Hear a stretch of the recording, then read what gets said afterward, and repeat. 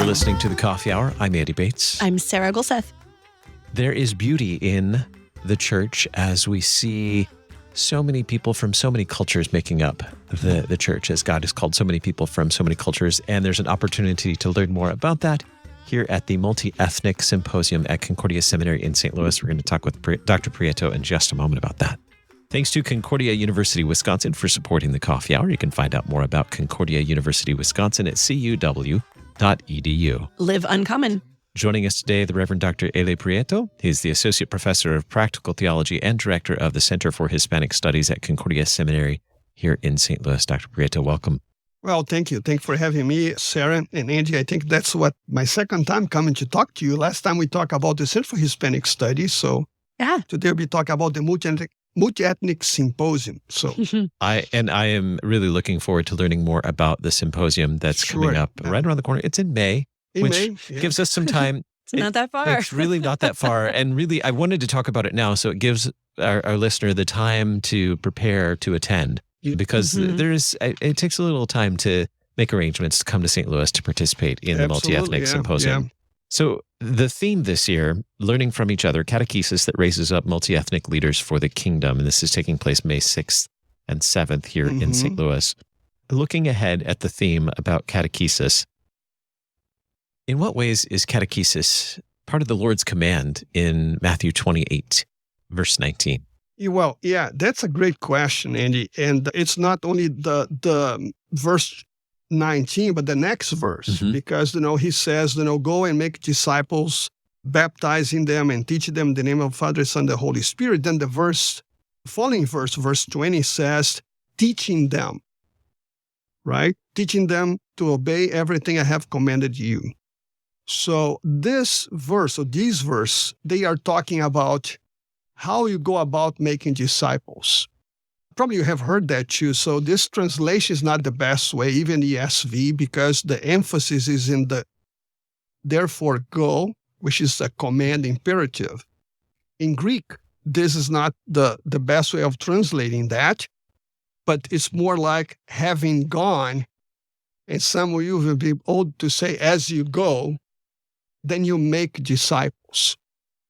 So the emphasis, the command is in making disciples, not in going. As you have gone or you continue to go, then you make disciples. How you make disciples? In two ways. You baptize and teach, or you teach and baptize. You can reverse the order, right? Sometimes you have adults coming to your church. You don't baptize them right away. You teach them. Then you baptize. So baptizing and teaching go hand in hand. So, and this is catechesis, this is discipleship, this is teaching. The word there is didaskalein, so teaching.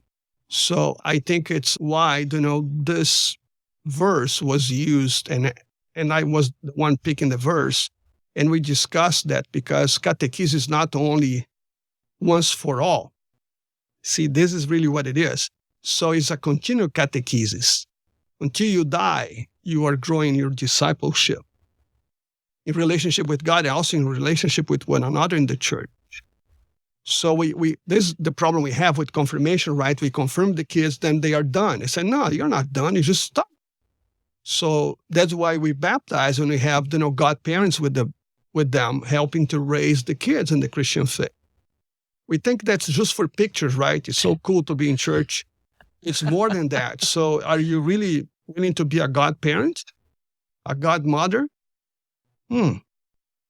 So then what is behind that? So this is also has to do with catechesis, because you're praying, you're helping them, teaching them to grow in that faith. And this is across the board, right? Doesn't matter if you were born and raised in the Lutheran Church, like many of you. I wasn't, even though I joined in a young age, 16, 17, I was confirmed.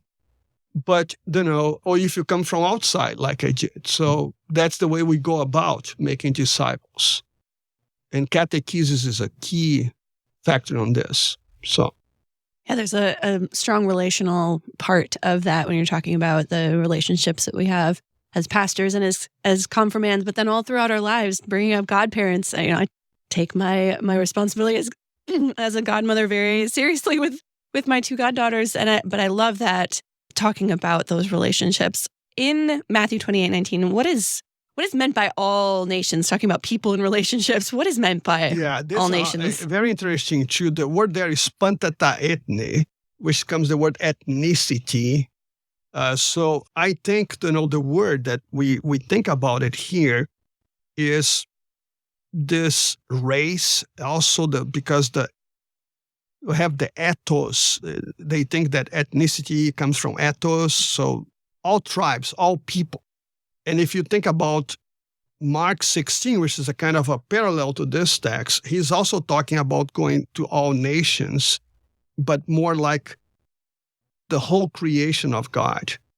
And of course, here can be creatures, but because of Matthew, if of course you don't read the scripture alone, you read, comparing with other verse, other chapters. So we take Mark 16 as Matthew, and we think about not only creatures, but the whole creation. Because God so loved the world, right? He means by that, all people, right? And we see that happening in the scripture, right? Especially in the New Testament, people going out beyond the people of Israel, right? And going beyond that. So I think this is very important for us to think about it, because otherwise, we kind of, and if you think also about this, in the Old Testament, the nations came to God's people. God said, I chose you, and you're going to be a light to the nations. So if you think about this, the approach in the Old Testament was God's people and all the nations walking to God's people. In the New Testament, it's the reverse. God's people go to the nations. So it's centripetos, right? Walking to the center, walking away from the center. So in Christ, in Jesus, he shifts that. So you're going to continue to be salt and light, like he says in Matthew, but now you will go to the nations instead of they coming to you. And I think this is very important also for us to understand the shift. And this is why ethnicity, this group of people, everybody, right? God is saying, go and preach the gospel to them, baptized. So we're looking at the upcoming multi-ethnic symposium. What is a then multi-ethnic church? Yeah, that's a good question. Yes. I love your questions today. No, I think, what is a multi-ethnic church? Well, if you go to Revelation chapter 7, we see this big multitude of people before the throne of God from all tribes and languages and nations, right? So this is heaven, and heaven is perfect. On this side of grave, being a multi-ethnic church is not an easy thing. It's a big challenge. And why is that? So because we are predominantly Anglo Church, LCMS. I'm an exception in the Lutheran Church. And I know that being here in U.S. and also in Brazil, and I graduated, we are 26 classmates. Only 3 guys didn't have a German last name in my class. So I know what I'm talking about. So, and it's very difficult. And you have to be careful. See, when I teach about this, you have to be loving and caring because, well, Luther was German. He was not Chinese or African. So what you would expect from the Lutheran Church to be what we are, right? We are predominantly an Anglo church. But here and there, we have different examples of people coming to the church that are more kind of a multi-ethnic. Why I'm saying it's not easy? Because multi-ethnicity brings different things to the table, right?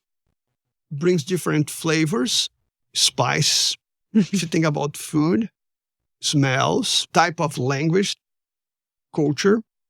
And then, of course, that can have kind of a little conflict, a little crash there, right? Because we don't do things in this way too much because that's not the way my culture do things like this. So there are different ways of becoming a multi-ethnic church. And sometimes, we can talk about that. We have some few examples here in St. Louis as well. But can we do things together sometimes? Yes.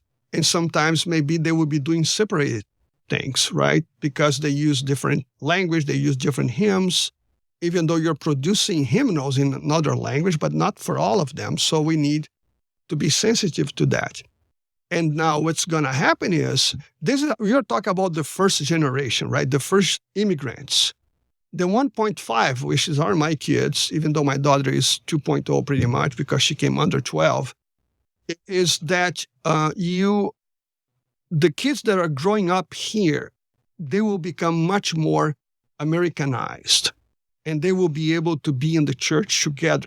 Even they will say that, sometimes it's because they don't speak the mother tongue anymore, and they will be confused. So they said, hey, I'm comfortable speaking English. So the first generation will be more like doing things sometimes separated and bringing together. And then the second generation will be more like, I'm part of this church. And I think this is the beauty of being a kind of a multi-ethnic church. We can sing together, we can praise God together, we can receive his gifts together, but we don't look alike. So I always tell my students, when I walk to a church in St. Louis especially, but, whenever I travel, I know that people have different perspectives. When you go to church, what you're looking for in the church, I pay attention to the stained glass windows. I like the pipe organ. I like this. I like that. Yes, that's, hey, that's what I'm not really looking for, being honest with you. When I walk into a church, the first thing I try to see if there's somebody that looks like me in that church. That tells me a little bit about that church. And I'm not judging. I'm just saying, do I have somebody that really looks like me here or not? That's the first thing I do. The second one is, I told you before we start to record. So because I work with people with disabilities, people with special needs, I always try to see if there's anybody there that is Down syndrome, in a wheelchair, a blind, a deaf. That tells me a lot about that church too. So that's what I look for when I walk into the church. So, and if I see that, so sometimes you walk in, you see pictures of the board of elders. I try to see if they have a little bit of representation there than only the Anglo people. That's really talking about the challenge of this multi-ethnic symposium. Raising up the new generation is about that too. So, and I think we have to do that in a loving way, helping the congregations and the synod to see things like that, because this is not easy conversation, but it needs to be done. And we can do it in a beautiful way, showing what God gives us in this multi-ethnic church. Continue to be Lutheran. We will be Lutherans either way, in that sense. We're talking about the multi-ethnic church with the Reverend Dr. Ely Prieto. We have more to talk about after a quick break. You're listening to The Coffee Hour. I'm Sarah Gulseth. I'm Andy Bates.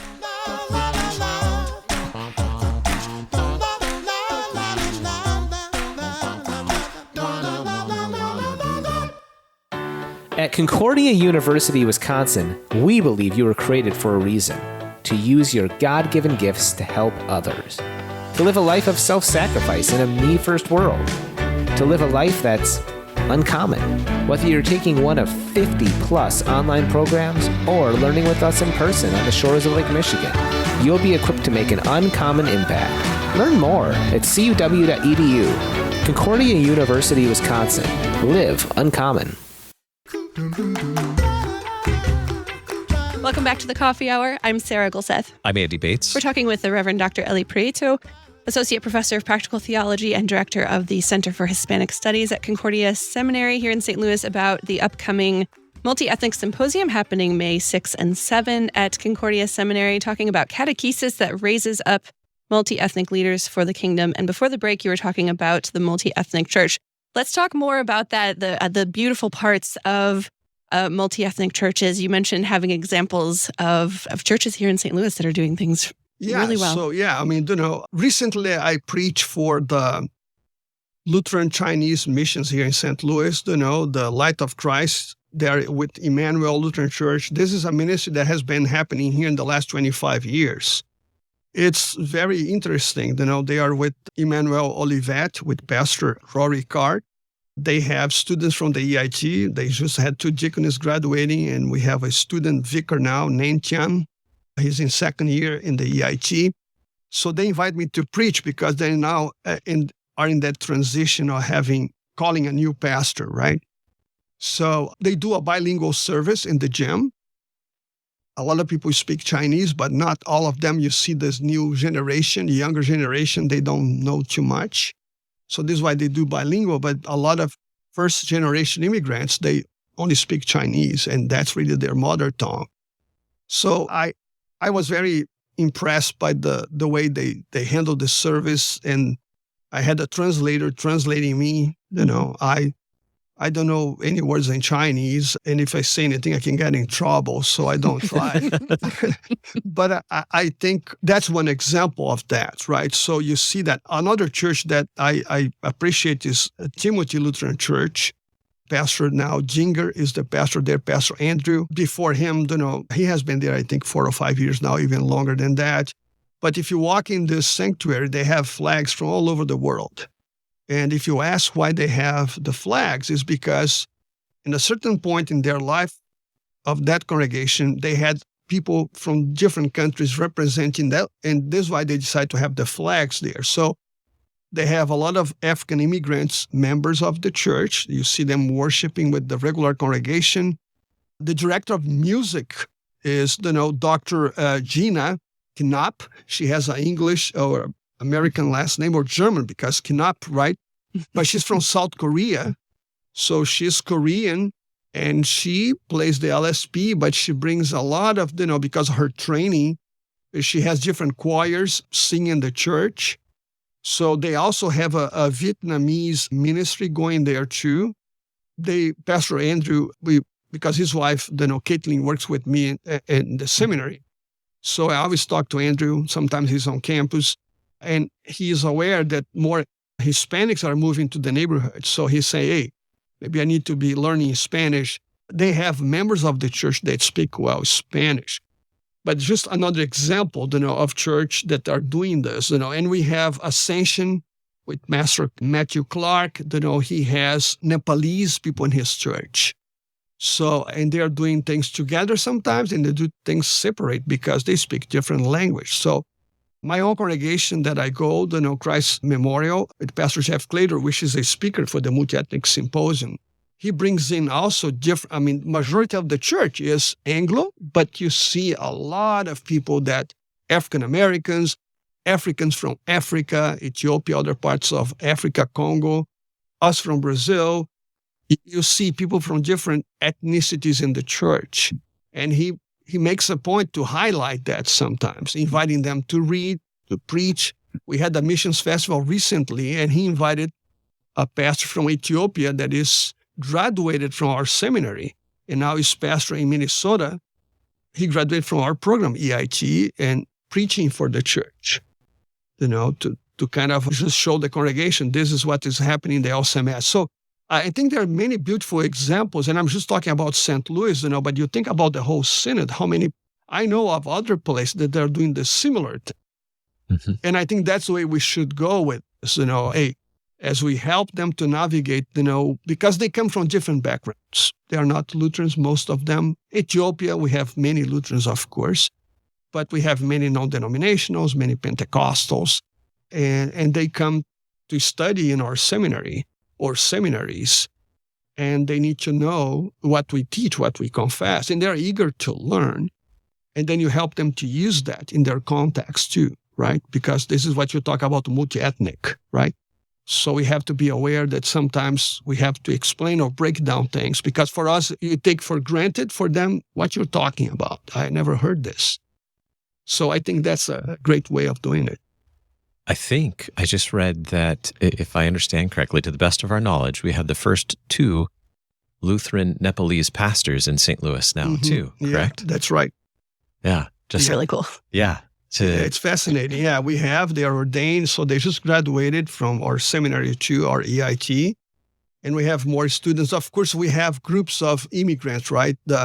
We had Nepalese. It was a time that we had them here. We have Bosnians, we have, I think the population of immigrants, they change according to the needs in the world, right? Mm-hmm. So Bosnians, Nepalese, now we are getting more people from Afghanistan lately, or in the other parts of Africa. So, and this is why we have the CFNA, right? The Christian Friend of New Americans, doing this ministry with refugees and immigrants, which is a big challenge too. Mm. So I think there are so many beautiful things happening, and it's important for us to highlight them, because it's very easy to criticize and say nothing is happening. No, it's happening. Maybe it could happen more, of course, but it's happening, and we have to celebrate them. What are we going to be challenged by, and what are we going to learn at the upcoming Multiethnic Symposium? I think, that's, for me, it's, since I received this call 4 years ago to serve in this capacity in the seminary, and when they told me I would help to chair the Multiethnic Symposium, create pretty much the agenda for that or the program, I think the challenge let's talk about the challenge first. I think the challenge will be for us to think like this. When you work with cross-cultural ministries or multi-ethnicity or multi-ethnic ministries, we have to realize this is a two-way street. Because sometimes we have, the way we think, because we like to teach and confess, you're gonna sit down, you're gonna teach you, which is true. We can teach, we can train, we can coach, but this is a two-way street. People that you're working with that come from different ethnicities, cultural background, they also have things to teach us. The way they relate to the Lord. So they are new Lutherans or Christian Lutherans, but they have been Christians for a long time sometimes. They have a history of walking with the Lord before they became Lutherans. So, and that's one of the challenges of helping us to see that, yes, we can help, we can mentor them, but what can we learn from them? That maybe help me to change my life, my piety sometimes. If you talk to Ethiopians, they take really serious about praying, prayer life. They have worships of prayer. They pray 4 hours. I mean, yeah, we do pray in our church, don't we? We have the collects, things like that. But ex cordis prayer, right, from your heart, is very difficult for a Lutheran to do sometimes. This is why sometimes as a pastor, sometimes you're in a meeting and, pastor, you're going to lead us for prayer. I have been in homes that people, even I was there and the head of the household said, I will pray. That's interesting. That's new because usually, pastor, you're going to do that. People are afraid to, and I had so many people work with me sometimes. They said, Pastor, the prayer I can really pray well is this Lord's Prayer. That's it. I said, really? Yeah, because that's the only prayer I know. So, I cannot, I get nervous. And then I took this guy with me in San Antonio to do mission among the homeless people. And then he says, now I learned how to pray because they said, can you pray for me? They come with a prayer request, which is not really in the Lord's Prayer, right? Yeah. So what are you going to pray about this? So I don't know how to say. And that's another thing too that helps us to do something that takes us a little bit also out of our comfort zone. Another challenge that will be is relate to that is this. Think about that. How the way I'm raising up people to serve in the church, I need to let them serve. See, and this is, and I'm very thankful, to my church. I'm in an important position in the seminary, and I know that. Some days I pinch myself and say, man, I'm director of this program or those 2 programs I'm working in the seminary. So I know that, was given to me the opportunity to learn. See, talking about this teaching. So all my degrees I got in Brazil and U.S., and all relate to the Lutheran Church. All my education has to do with the seminary in Brazil, or both seminaries here. I got a degree from Fort Wayne, another one from St. Louis, which I'm proud of it. And then the church let me do things. I'm part of the CTCR, I'm doing, but how many guys like me we have in the church, in the LCMS? Think about that. So we have Leo Sanchez, we have other names, but we don't have too many. So this is another challenge too, It's not only, can you raise them up and say, can you lead now? Can she be a Sunday school teacher? Can she teach catechesis in the church? Can she be a secretary? So can he be an elder in my church? Do you know where I'm going? So that's another one too. And another challenge that I think we're going to have with this multi-ethnic symposium is also advocate for those things. Say, let's talk about that.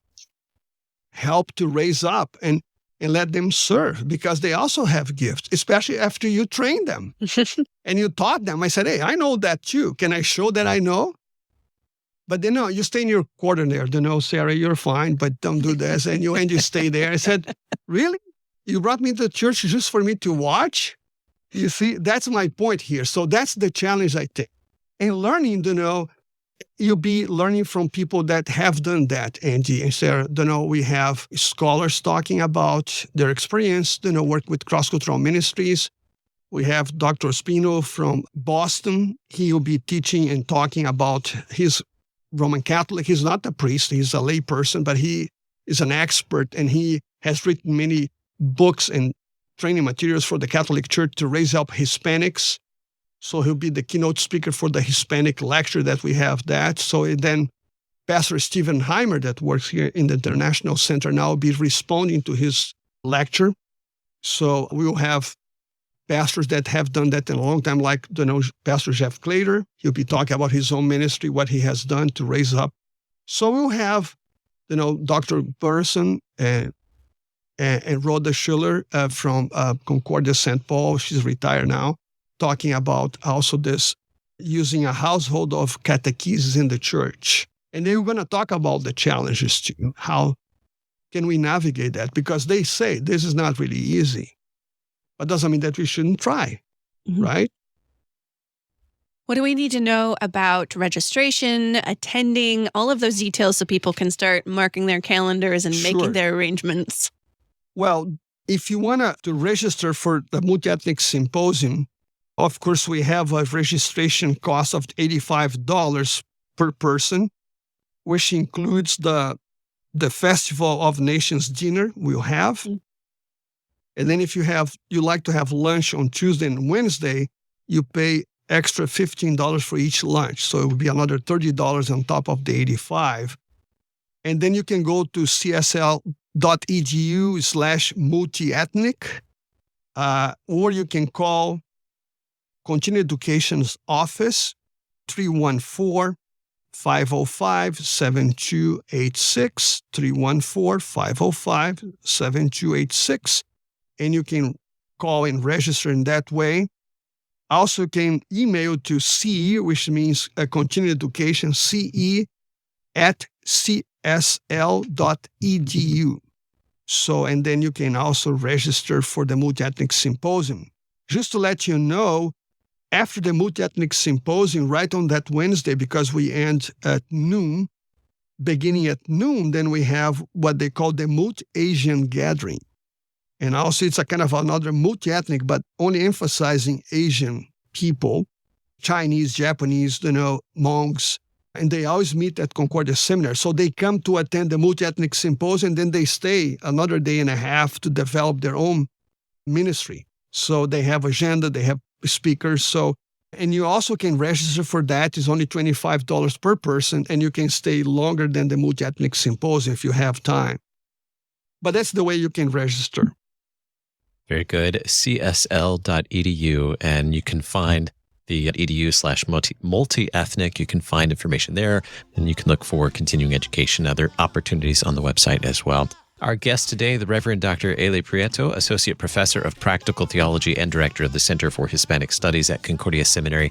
Thank you so much for sharing with us about the upcoming Multi-Ethnic Symposium, May 6th and 7th at Concordia Seminary. Thanks for being our guest. Thank you. Thanks for having me again. So I hope you can come back again and have more conversations like this one.